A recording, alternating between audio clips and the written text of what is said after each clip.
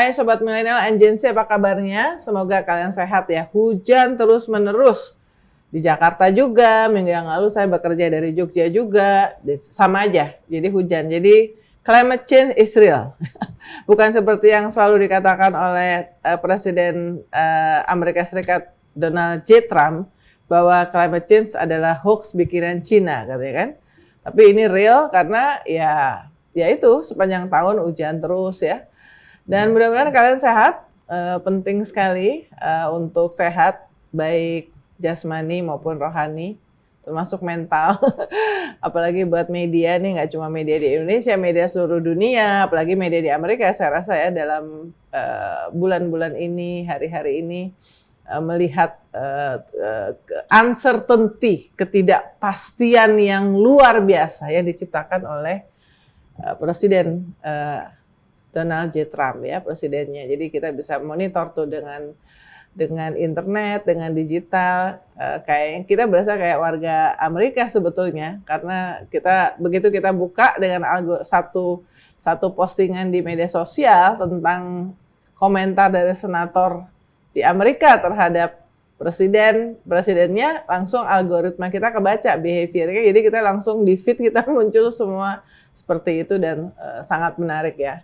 Nah, ini adalah POV Times dan seperti biasa di program ini saya akan menyampaikan satu atau dua, biasanya dua posisi editorial dari IDN Times terhadap isu-isu yang hangat.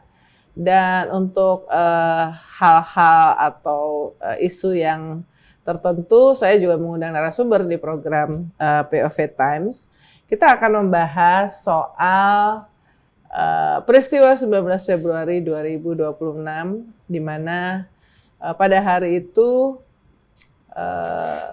sebetulnya ada dua kegiatan yang penting yang dihadiri oleh Presiden Prabowo Subianto di Washington DC.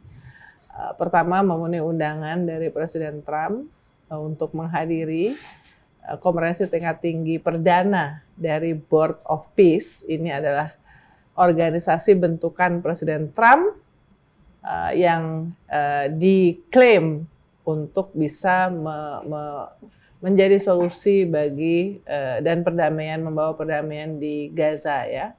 Dan pada hari itu juga Presiden Prabowo Subianto atau lewat Menteri Perekonomian Pak Erlangga Hartarto akhirnya menandatangani Reciprocal Trade Agreement ya, atau kita selama ini selalu menyebutnya dengan Trump Tariff Deal ya, antara Indonesia dengan Amerika. Beberapa negara sudah taken sebelumnya termasuk Malaysia, Vietnam ya. Kita selama ini proses negosiasi dari pertama kali Trump mendeklarasikan itu tanggal 2 April tahun lalu seingat saya, yang disebut dengan Liberation Day, Hari Pembebasan ya, oleh Trump, sempat 32%, kemudian nego menjadi 19% ya, ditandatangan. Dan menariknya ini kok dilalah, kalau orang Jawa bilang dilalah. Siang kita menandatangani RTA, malam harinya Mahkamah Konstitusi Amerika Serikat memutuskan bahwa kebijakan tarif ya yang dilakukan oleh Presiden Trump dengan alasan emergency ya, ada bahasa Inggrisnya panjang tuh, itu dianggap ilegal. Tentu saja Presiden Trump tantrum ya, marah, banyak sekali yang disampaikan terkait dengan 6 hakim, 3 dissenting opinion, jadi 6 lawan 3 hakim Mahkamah Konstitusi. Dia langsung mengenakan yang klausul 122 yaitu 10%, tapi beberapa jam kemudian dia berubah lagi ke 15%, sehingga menimbulkan ketidakpastian luar biasa lagi di dunia berkaitan dengan apa yang sebetulnya terjadi dan kemudian harus diikuti. Bagaimana melihatnya? Sebetulnya kita ini kayak Indonesia ini sebenarnya sekarang ini merujuknya ke 19 yang udah diteken atau ke 15 ya. Itu misalnya pertanyaan saya sebelum kita rekaman ini, saya baru saja wawancara sama Ibu Mari Pangestu, Wakil Ketua Dewan Ekonomi Nasional yang juga utusan Presiden bidang perdagangan internasional ya. Kalian silakan tonton di Ngobrol Seru, program Ngobrol Seru. Tapi karena ini sangat menarik, jadi kali ini saya juga mengundang narasumber, yaitu Rizky Banyu Alam Permana. Terima kasih Rizky, with short notice mau join ke sini. Karena apa? Saya memonitor Rizky ini aktif membuat analisa mendalami RTA ya, mendalami perjanjian tarif antara Indonesia dengan Amerika. Tapi sebelum pertanyaan pertama ke Rizky ya, saya ingin mengatakan bahwa jadi gini, minggu yang lalu kalian nonton kan POV Time, saya mengatakan bahwa Indonesia dalam posisi yang serba salah. Kalau ternyata pada saat KTT Board of Peace Indonesia menandatangani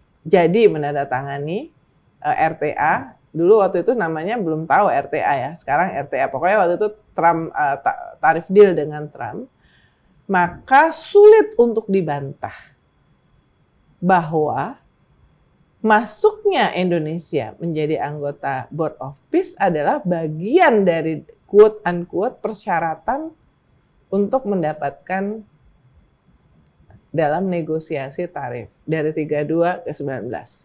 Tentu tidak pernah dibuka ya apakah ini masuk atau tidak. Kesannya kan selama ini hanya karena Amerika ingin menjadi lebih adil kan terhadap negara-negara yang dimana dia selama ini defisit besar. Nah, tapi tidak hanya tarif kan, yang non tarif juga sangat menarik ya. Nah itu jadi kalau ditandatangani berarti benar nih, berarti ini menjadi bagian dari itu, sulit untuk dibantah ya persepsi publik itu. Tapi kalau ternyata tidak ditandatangani juga serba salah, karena negara lain udah bisa ditandatangan kok Indonesia nggak kunjung ditandatanganin. Ada apa gitu ya? Apalagi kemudian kita juga melihat bahwa kok Vietnam yang datang juga di KTT Board of Peace ternyata bisa diterima di Gedung Putih. Kok Indonesia nggak terima di Gedung Putih? Kan ini pertanyaan-pertanyaan. Belum lagi soal bahwa sebetulnya banyak negara lain yang datang ke KTT itu tidak kepala pemerintahnya, ya. Kita lihat bahwa yang datang tuh level menteri, bahkan ada yang level menteri muda, ya. Tapi kita yang datang level kepala pemerintahan, ya. Dan kalau netizen tuh bahkan menganalisa, mengomentari soal posisi foto, ya, yang Pak Presiden Prabowo kok ditaruhnya di pojok, sehingga terus terang ya, dan ini benar, ini faktual ya. Kalau namanya orang, kalau kita foto di paling pojok, itu resiko di cropping itu gede, dan itu terjadi. Kita memperhatikan beberapa penerbitan luar negeri ya, yang menggunakan foto bersama, family photo ya. Family photo disebutnya beneran family photo loh, di rundown-nya KTT BOP itu yang disebarkan oleh media Amerika tentu saja ya. Ada tuh rundown-nya family picture ya, family itu bahwa foto bersama itu nggak kena, tentu yang diambil ada yang di tengah ya, yang di tengah itu ya Trump, Secretary of State Marco Rubio, utusan Presiden Trump bidang urusan Timur Tengah, Witkoff, kemudian di tengahnya sebenarnya di sebelah sininya itu ada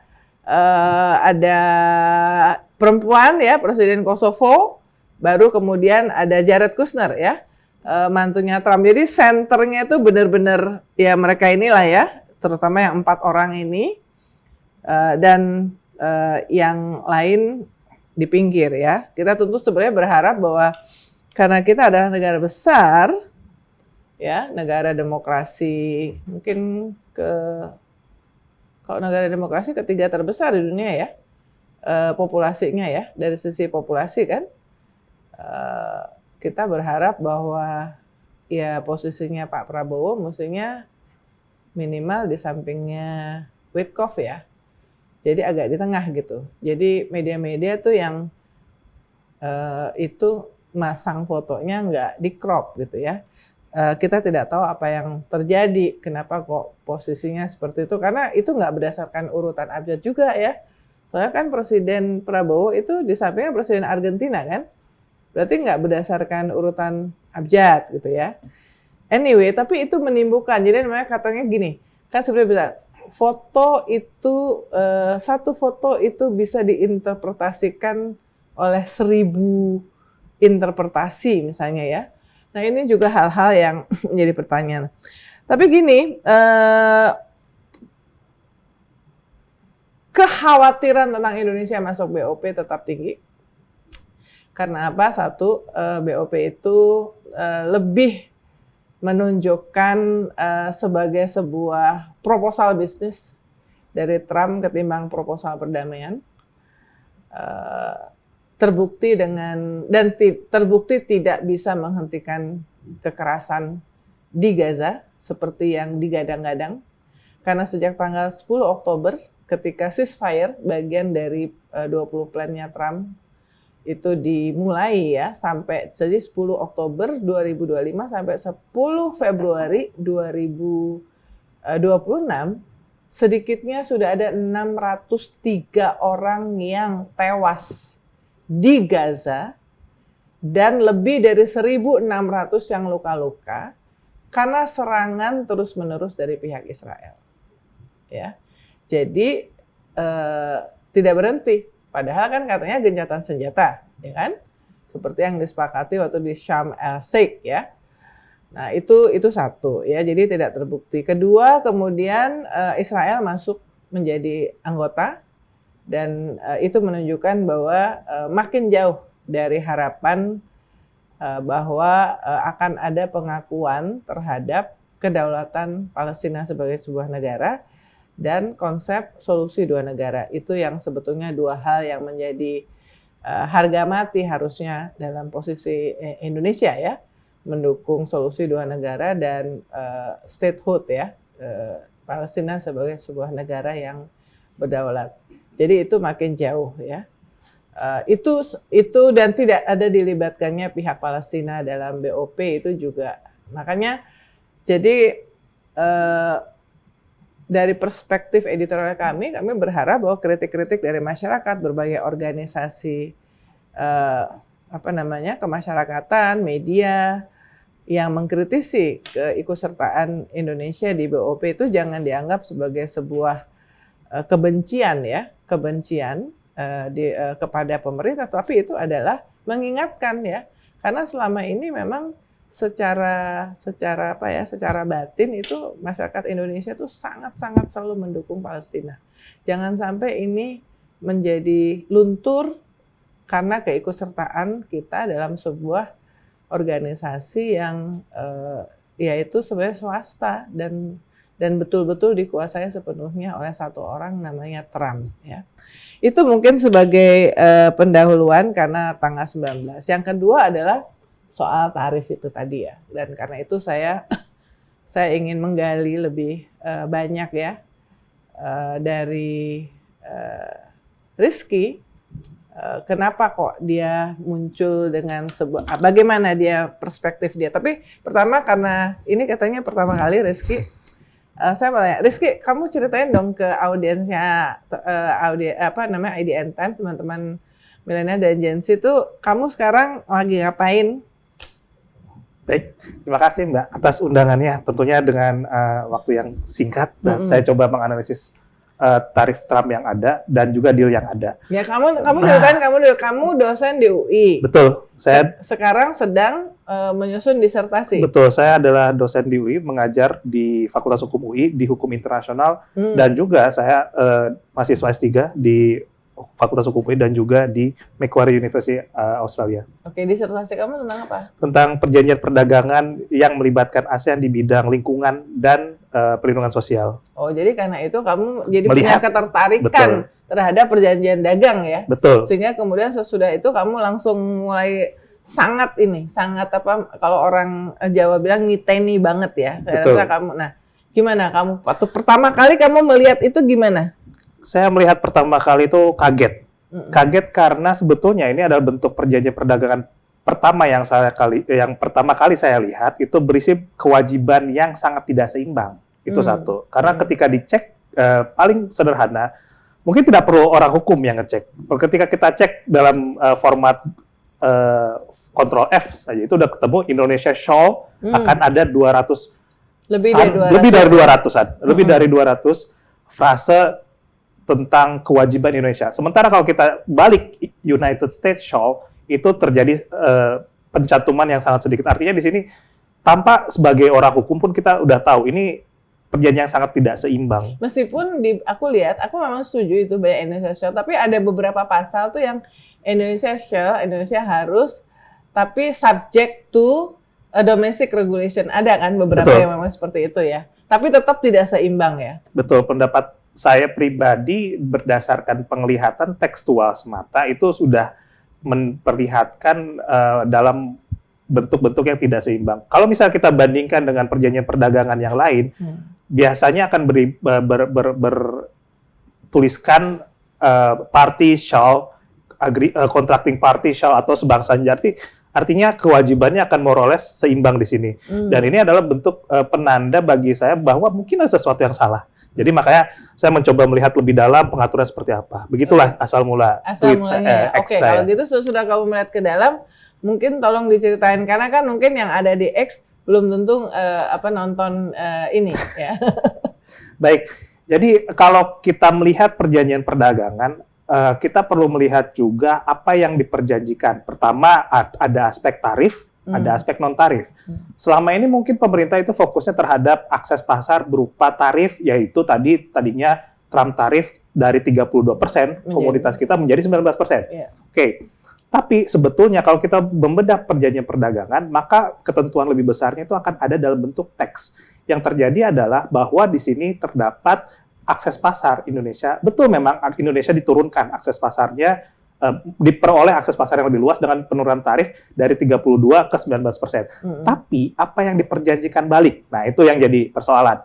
Kalau kita bedah, maka ada beberapa aspek-aspek perjanjian perdagangan yang mewajibkan Indonesia yang cukup memberatkan, seperti misalnya pembebasan kewajiban halal bagi produk industri. Ini harus kita bedakan antara produk karena di masyarakat beredar bahwa ini adalah kewajiban halal untuk daging. Tidak, itu betul, tetap ada kewajiban halal untuk produk makanan, tapi yang saya cermati adalah tentang produk industri, termasuk kosmetik dan lain-lain, yang sebetulnya kita menjadi wajib halal. Itu pertama. Aspek kedua adalah misalnya kebijakan industri pemerintah yang harus merelaksasikan dan memberikan preferential treatment tertentu kepada Amerika Serikat. Misalnya aspek TKDN. Sejauh ini pemerintah memiliki konsistensi yang cukup lurus terkait dengan TKDN. TKDN benar, setuju. Karena memang sejak paling sederhana TKDN bentuknya apa sih? Ya, smartphone yang kita tahu banyak pabrik investasi asing langsung masuk ke Indonesia karena pemerintah menerapkan TKDN untuk smartphone 4G, 5G. Tapi dengan adanya itu berarti tidak perlu dibutuhkan adanya manufaktur bagi produk-produk Amerika Serikat untuk memperoleh pasar di Indonesia. Ini artinya kita harus membongkar berbagai regulasi yang mengatur TKDN tertentu. Aspek ketiga yang perlu kita soroti adalah terkait dengan pertambangan dan mineral kritis. Karena ternyata diketahui dalam pembacaan teksnya, pertama terdapat kewajiban Indonesia untuk memindahkan atau meniadakan klausul untuk divestasi. Padahal di sini ada mandat dari undang-undang, bahkan itu bisa berkaitan dengan Undang-Undang Dasar 1945, di mana penguasaan sumber daya alam oleh negara. Kemudian, pemerintah Amerika Serikat juga meminta kita untuk, terkait dengan mineral kritis, meminta kita untuk menghilangkan hambatan non-tarif, yaitu larangan ekspor. Kalau kita lihat di sini, larangan ekspor itu dapat bersegi pada pembatasan kuantitatif memang. Tapi, baik lagi, ini bukan tentang tarif. Ini adalah Amerika Serikat meminta kita untuk tolong dong boleh ekspor dalam bentuk mentah. Meskipun nanti di bawahnya akan ada perjanjian tentang pembangunan industri mineral kritis dan lain-lain sebangsanya. Tapi pada intinya adalah kita diminta untuk menghapuskan larangan ekspor tadi. Tentunya ini akan bertentangan dengan posisi pemerintah yang sudah mati-matian fight di WTO melawan Uni Eropa dan juga bahkan di konteks Indonesia EU SEPA, Uni Eropa pun tidak meminta segitunya. Jadi dari tiga aspek tersebut, mungkin saya bisa melihat pada ujungnya adalah perjanjian ini akan secara radikal merubah bagaimana Indonesia mengatur hubungan perdagangan dan investasi karena ada undang-undang yang harus dirubah. Itu hanya sampel dari beberapa teks yang ada di bawahnya gitu. Ya, dan saya mau nambahin karena ini kepentingan dari media ya. Jadi ada section 3.3 ya. Dialah pas saya malam itu saya juga begitu keluar tuh yang diumumkan itu kan. Jadi saya lihat loh kok langsung kebaca ya kayak di section 303 itu ada pasal yang mengatakan bahwa Indonesia itu tidak bisa memaksa namanya di situ istilahnya itu digital services ya, digital services yang kemudian ketika saya membaca Reuters itu interpretasinya itu adalah ya langsung ke organisasi news organization itu tidak bisa meminta ya, mewajibkan kepada digital services dalam hal ini adalah platform teknologi, dalam hal ini langsung disebut aja ya Google, dan karena media-media asing juga menganalisa ini seperti itu, Google kemudian Meta untuk memberikan paid licensing ya atau revenue sharing ya atau bahkan sharing data user.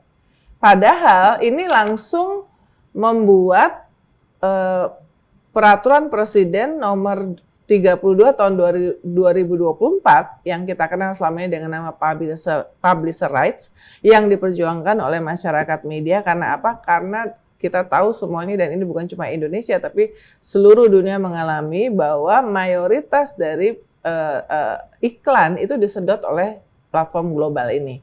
Sehingga kemudian sebenarnya di semua negara termasuk di Indonesia kita cuma berebut remah-remah yang ditinggalkan. Padahal mereka itu besar dari konten yang diproduksi oleh media termasuk ya, dan media ada ongkos operasionalnya ya, menggaji wartawan, operasional dan tapi kemudian iklan banyak tersedot. Jadi ada asimetrik situasi yang sangat tidak adil ya, sangat tidak adil yang dialami oleh media seluruh dunia termasuk Indonesia, dan itu di Australia memicu yang namanya bargaining code ya beberapa tahun yang lalu, dan itu menginspirasi Indonesia.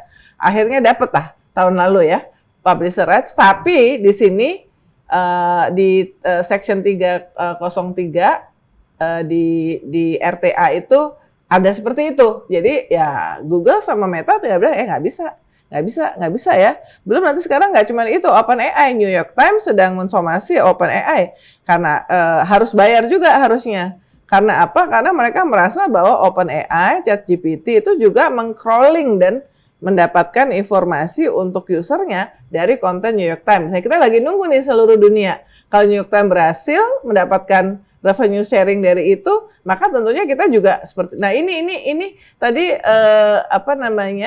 Rizky menunjukkan akan ada pasal-pasal yang membuat aturan-aturan yang sudah ada. Tadi kamu kasih contoh TKDN kan? Saya kasih contoh publisher right. Betul. Ya, gimana? Ya, dan penjelasan 22 poin yang disampaikan oleh Kemenko Perekonomian itu tidak bisa menjawab itu. Bahwa memang ya as it is bahwa kita nggak bisa lagi mengharapkan paid licensing. Nah, ini mungkin yang saya ingin nambahin ya, karena ini berkaitan dengan bisnis media, dan menariknya Rizky dan teman-teman sekalian. Jadi karena ini langsung saya ada beberapa pasal, kan di dalam itu ada banyak pasal yang berkaitan dengan beberapa kementerian ya. Dan kita mendapatkan informasi bahwa sebenarnya kementerian juga pada bingung, nggak tahu. Ya, jadi ini benar-benar dikuasai sepenuhnya oleh Kemenko Perekonomian, sehingga 22 poin yang disebarluaskan ke media itu sama persis yang disebarluaskan ke menteri. Jadi sama. Jadi bukan mereka menteri-menteri nggak jadi ordal. Sehingga bisa, karena menteri sebetulnya kan harus menjawab pertanyaan wartawan kan. Betul. Tapi ternyata mereka nggak terlibat, tidak dilibatkan. Jadi ini bagian dari proses di dalamnya. Nah, itu intermezzo yang penting ya, prosesnya di kita juga tidak melibatkan semuanya ya, padahal itu mempengaruhi tupoksinya. Apalagi Rizky yang kamu lihat? Bicara tentang proses, mungkin saya juga perlu menggarisbawahi seperti ini. Ada satu klausul yang menurut saya tidak mungkin akan diterima oleh seorang diplomat yang menyusun ini, yaitu tentang complementary action. Complementary action itu bicara seperti ini. Jika memang Amerika Serikat memberikan katakanlah embargo, sanksi, tarif, bentuk lain kepada negara tertentu yang mengancam keamanan nasional, maka Indonesia harus ikut. Iya, benar itu. Artinya ini kita seolah-olah dibawa seiring dengan kebebasan kebijakan kita untuk menerapkan suatu kebijakan perdagangan itu akan hilang. Artinya ini akan melanggar kedaulatan. Tentunya kita bisa bertanya, negosiator ini apakah membaca red lines selama ini yang kita pahami bahwa apa yang ditransaksikan terkait dengan kedaulatan sebaiknya kita tidak masukkan. Ini akan menimbulkan masalah. Apakah teman-teman diplomat karir misalnya itu memang dilibatkan dalam proses penyusunannya? Ini yang menjadi pertemuan yang menarik karena memang itu tidak pernah ada klausul seperti ini di FTA manapun yang pernah Indonesia saksikan. Jadi memang ada masalah proses di sini dan prosedur. Iya, iya. Nah, itu memang menarik ya. Nah, yang soal gini, ini saya sekaligus mau jadi ini karena saya membaca tulisan dari Profesor Muhammad Iksan, UI juga ya, FEB UI juga, yang dia mencoba melihat dari perspektif yang berbeda ya. Contohnya misalnya ya. Jadi ini soal positioning kata kata Ichan ya, Profesor Ichan. Mungkin saya mau ini dia menulis di Jakarta Post, tarif and numbers, positioning is strategi. Salah satu misalnya yang dia ambil contoh adalah rame-rame yang banyak dipersoalkan dari pasal-pasal itu adalah soal yang halal tadi, yang tadi kamu singgung juga ya. Dia mengatakan ya harusnya ini menjadi sebuah positioning, sebuah situasi di mana ya kalau ternyata itu memang sudah dinyatakan halal oleh lembaga di US, karena di sana kan juga ada lembaga sertifikasi halal juga, kan nggak perlu double untuk juga disertifikasi di sini. Jadi sebetulnya itu nggak perlu terlalu dipersoalkan. Sementara di sisi lain kita ngelihat dari jawabannya Babe Haikal nih ya, kepala pokoknya badan BPJH, banyak badan baru, jadi gua nggak hafal Rizky. Itu ya, dan dari beberapa itu kayaknya udah ada narasinya tuh sama ya. Ya udah nggak usah dibeli aja. Kalau misalnya masuk pasar hal, artinya menyerahkan itu sepenuhnya kepada pilihan dari konsumen kan. Padahal kan tugas selama ini justru pemerintah Indonesia tuh makanya maksain harus ada sertifikat halal, dan itu jadi kontroversi juga, ngapain juga.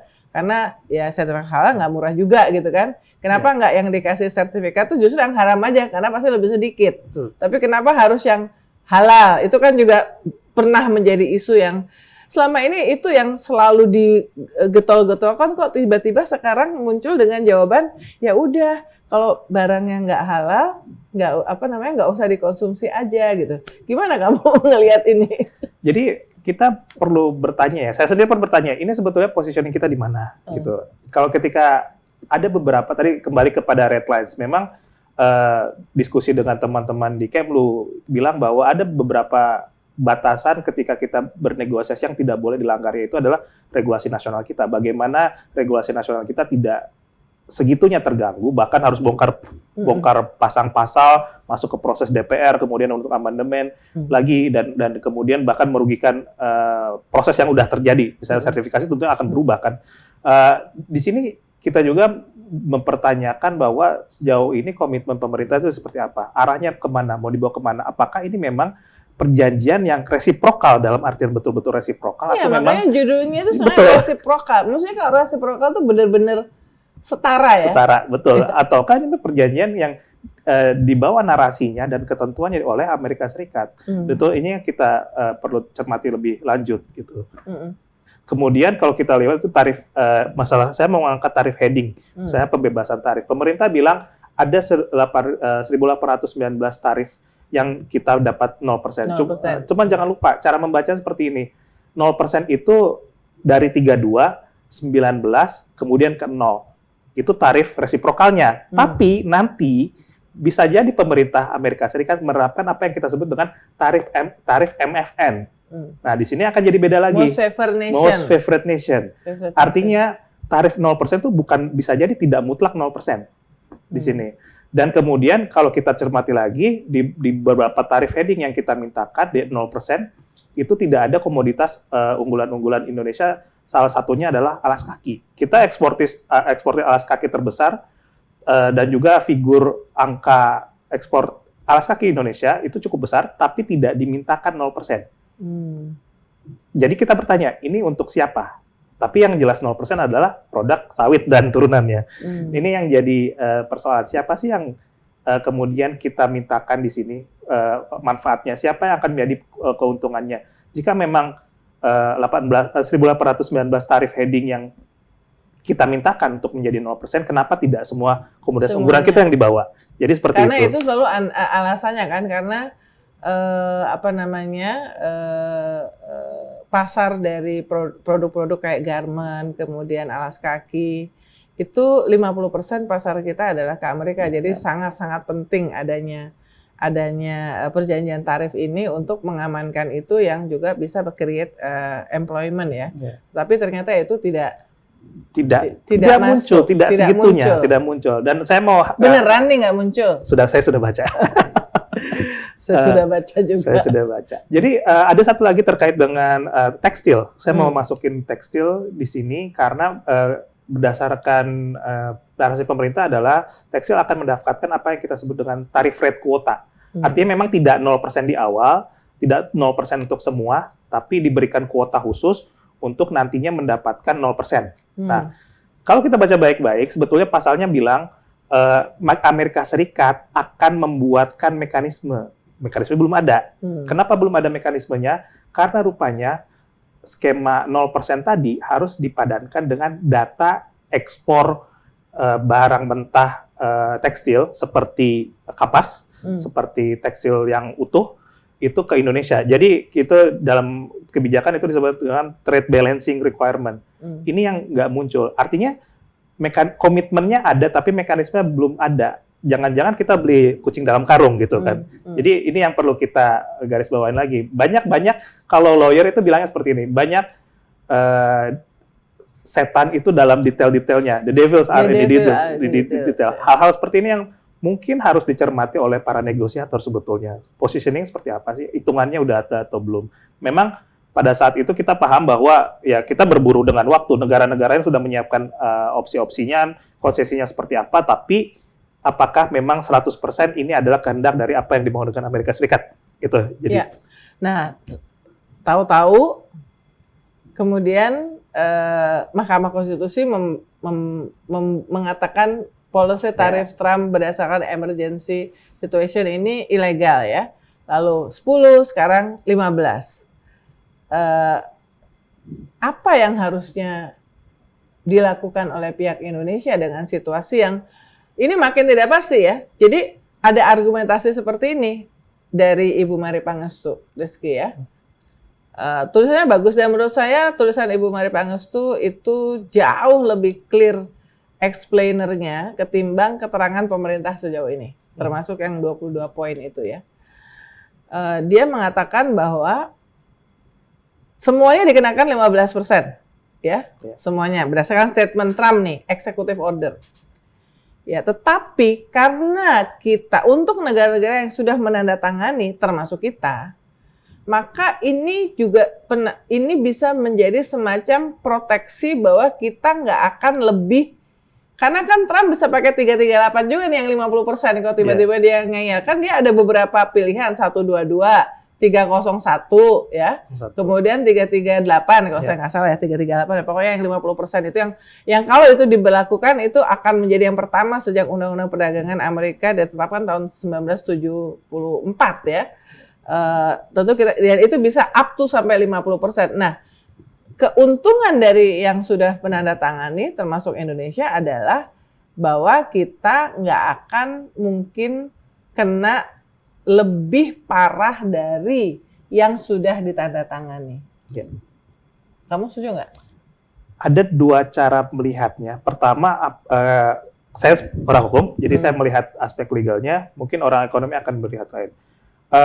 Saya melihatnya seperti ini. Kalau misalnya executive order yang dijadikan dasar asumsi untuk kita bernegosiasi, yang digunakan Donald Trump sebagai leverage, itu hilang oleh Mahkamah Agung, Supreme Court, atau di kita kepadanannya Mahkamah Konstitusi. Maka perlu kita pertanyakan adalah, emang perjanjian ini ada dasar rasionalnya? Artinya, kita tidak perlu memberikan konsesi segitunya untuk mendapatkan 15%, katakanlah. Seandainya perjanjian itu pun tidak dibuat, kita akan mendapatkan 15%. Nah, itu masalah pertama. Masalah keduanya adalah dari perspektif hukum adalah, kalau kita melihat isi pasalnya, sebetulnya angka-angka tadi 19, 0 itu akan merujuk kepada executive order yang dinyatakan oleh Mahkamah Agung itu tidak sesuai atau ilegal. Artinya bunyi pasal yang ada dalam perjanjian itu akan hilang dasarnya. Nah, yang dibaca itu yang mana sih jadinya? Pertanyaan itu. Maka yang dibaca adalah seharusnya secara hukum yang dibaca adalah Section 122. Cuman Section 122 punya masalah, dia hanya berlaku sampai dengan 150 hari. Kita ketemu lagi ketidakpastian. Dengan demikian, mungkin saat ini adalah yang tepat kalau memang kita adalah negara besar untuk satu, menegosiasikan ulang. Karena kita nggak punya dasar asumsi yang sama dengan bulan April tahun lalu, bahwa kita diancam dengan 32. Sekarang tanda kutip ancaman kita adalah 15%. 15% itu jauh lebih menguntungkan daripada 19. Gitu. Jadi tentunya dalam proses ratifikasinya, kalaupun pemerintah memaksakan ratifikasi, itu menjadi pertanyaan politik yang menjadi berbahaya di DPR nantinya. Tapi lebih baik lagi kalau kita tidak usah ratifikasi. Gitu. Demikian. Ada yang ngomong seperti itu juga, teman-teman. Jadi saya juga cek ombak ya ke beberapa lingkungan pemerintah, termasuk di DPR. Mereka mengatakan, udahlah, Trump kan ya begitu, jadi jangan dibikin stres katanya. Mungkin juga nanti tarif ini tidak akan diberlakukan karena dia juga fully occupied dengan beberapa hal-hal yang lain ya, yang harus dihadapi di dalam negeri di Amerika sendiri gitu ya. Jadi nggak usah terus stres lah gitu ya dengan situasi ini. Nah, saya tidak tahu apakah memang ini hal yang cara untuk udah pusing lah karena mau mikirin Trump, nanti mungkin besok dia akan mengatakan hal yang berbeda lagi ya. Jadi saran kamu apa, Rizky? Selain itu renegosiasi, kemudian ya saran kamu apa? Mungkin ada satu hal yang terkait dengan proses. Saya kembali ke proses. Yang perlu kita tanyakan adalah, namanya Kedutaan Besar Republik Indonesia di Washington itu adalah salah satu kedutaan besar yang paling well staffed, well resourced. Ranking 1 lah, ya, kelasnya nomor 1. Pertanyaannya, apakah tidak ada teman-teman di sana, atase maupun diplomat, yang mampirlah ke Supreme Court. Kira-kira putusannya kapan ya? Nah, seandainya itu bisa dipertimbangkan proses politik internalnya. Oh, yang kamu bilang di X, mestinya menunda-nunda aja ya? Iya, mungkin itu salah satu strateginya, karena penandatanganan beda 1 hari, beda kesimpulan. Gitu. Ketika kita bisa tahu putusannya kapan diambil dan ranah-ranahnya, karena pengadilan di Amerika cukup transparan dan arah-arah diskusi akademiknya pun cukup terbuka. Dan kita bisa tahu profilnya bahwa ini akan ilegal atau ilegal. Sama seperti dengan katakanlah tarif sekarang pasal 22 Section 122 diterapkan. Kedepannya pertimbangan politiknya seperti apa? Apakah gugur dengan sendirinya? Apakah nanti melibatkan Kongres? Hal-hal seperti itu memang dalam prosesnya Kemenko Perekonomian maupun Presiden tidak bisa mengambil sendiri. Harus ada fungsi-fungsi diplomatik, fungsi-fungsi atasnya yang memang harus jalan untuk memantau situasi politik dan dinamika hukum di negara setempat. Itu yang mungkin menurut saya harus diperkuat. Tidak hanya dalam konteks Trump, mungkin dalam konteks sengketa di WTO juga. Dan juga dalam konteks penyusunan kebijakan perdagangan internasional lainnya oleh Indonesia. Saya juga melihat itu. Jadi yang menjadi pertanyaan salah satu, apa kita nggak bisa mengantisipasi kok yang dilalah di 1 hari. Jadi makanya Indonesia tuh dianggap kok apes banget meneken itu di hari yang sama dengan putusan dari MK. Dan itu banyak sekali komentar-komentar di media sosial ya. Saya itu juga termasuk yang saya tanyakan kepada Ibu Mari Pangestu, dan dia mengatakan masa iya sih nggak dimonitor jadwalnya apa segala macam ya. Tapi dijawab bahwa sebetulnya udah karena prosesnya kan sudah diikuti juga ya. Tapi yang tidak diketahui adalah kira-kira tuh bakal legal atau ilegal gitu ya. Itu satu. Jadi itu yang tidak bisa diperkirakan. Dan kalau saya melihat jawaban Menko Erlangga Hartarto kepada jurnalis yang ikut meliput di Washington DC, dia mengatakan, dia mengklaim bahwa dia tahu proses itu ya, dan kemudian sudah memperkirakan. Yang dia tidak bisa memperkirakan adalah yang 10% kemudian 15% yang tidak dia. Jadi Pak Erlangga mengklaim pemerintah Indonesia, pihaknya dalam hal ini sebagai focal point itu sudah mengantisipasi ya. Tapi yang tidak diantisipasi adalah tanggalnya. Itu juga menjadi pertanyaan juga. Karena biasanya kalau di Indonesia aja di Mahkamah Konstitusi ada jadwalnya tuh. Jadwal persidangan akan membahas ini dan segala macam. Cuman apakah ada yang monitor atau tidak? Nah, itu juga menjadi sebuah diskusi yang menarik di media sosial. Jadi ini adalah situasi di mana tidak ada yang bisa memonopoli kebenaran, termasuk kita juga ya. Jadi teman-teman di media sosial langsung bisa ngecek langsung kepada perjanjiannya dan membuat interpretasi, menggali dan segala macam, sehingga, dan saya rasa ini adalah penutup dari saya, adalah salah satu yang menonjol sekali lagi adalah kurang baiknya menjelaskan kepada publik alasan-alasan, pertimbangan-pertimbangan, termasuk yaitu tadi pertimbangan yang sangat mendasar kenapa, apa sebetulnya yang kita tuju dari punya perjanjian ini dengan Amerika. Not to mention bahwa baru kali ini kita pakai aliansi ya, bukan menggunakan partnership. Semua perjanjian dagang kita namanya SEPA itu kan. Comprehensive Economic Partnership Agreement ya, selama ini itu, tapi ini beda sendiri, dan itu kemudian membuat sekali lagi ada perspektif bahwa ini adalah maunya Amerika dan kita harus tunduk sama kemauan Amerika, termasuk dalam bentuk format dari perjanjian itu sendiri. Jadi kira-kira itu teman-teman sekalian, sejauh ini ya, saya mencoba untuk bertanya beberapa hal kepada Rizky, dan saya juga wawancara Ibu Mari Pangestu, membaca berbagai tulisan-tulisan artikel yang juga dibuat oleh beberapa ahli kita, tetapi memang belum bisa menafikan bahwa ada kesan Indonesia dalam konteks ini tunduk kepada apa yang dimaui oleh Amerika Serikat. Kita akan melihat ke depan ini menimbulkan ketidakpastian yang makin besar, dan bagaimana Indonesia di bawah pimpinan Presiden Prabowo bisa menavigasi ya